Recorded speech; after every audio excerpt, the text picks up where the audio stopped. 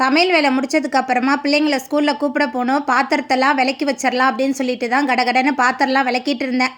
அப்படியே போட்டுட்டு போயிட்டோமா நம்ம நடந்து வர்றதுக்கும் அப்படியே டயர்டாக இருக்கும். அதுக்கப்புறம் அந்த பாத்திரம் விளக்கவே தோணாது. அதனால தான் பாத்திரத்தெல்லாம் விளக்கி வச்சுட்டு நான் கிளம்புவேன்.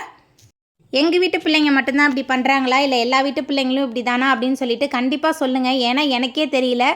பிள்ளைங்கள்லாம் முன்னே என்ன பண்ணுவாங்க, 2 பேர்னா ஏதாச்சும் வேணும்னா அவங்க அப்பாட்ட டைரெக்டாக கேட்டு வாங்கிக்குவாங்க. இது நான் வந்து எதுவுமே சொல்லி தரல. இது அவங்களுக்கு எப்படி தோணுச்சுனே தெரில. இப்போ 2 பேரும் ஒரே மாதிரி சொல்கிறாங்க. ஏதாவது அவங்களுக்கு தேவைகள் ஏதாவது வாங்கணும் அப்படின்னு சொல்லிட்டா, அம்மா நீங்கள் சொல்லுங்கம்மா அப்பாட்ட, அப்பா வாங்கி தருவாங்க அப்படின்னு சொல்லிட்டு சொல்கிறாங்க. நீங்களே கேட்டு வாங்கிக்கோங்க அப்படின்னு சொன்னாலும் 2 பேரும் கேட்க மாட்றாங்க. இல்லைம்மா நீங்கள் சொல்லுங்கள், அப்பா தான் வந்து எங்களுக்கு வாங்கி தருவாங்க அப்படின்னு சொல்லிட்டு சொல்கிறாங்க. எந்த பிரச்சனையாக இருந்தாலும் என் மூலமாக அவங்க அப்பாட்ட கொண்டு போகிறதுல தான் 2 பேருமே இருக்காங்க.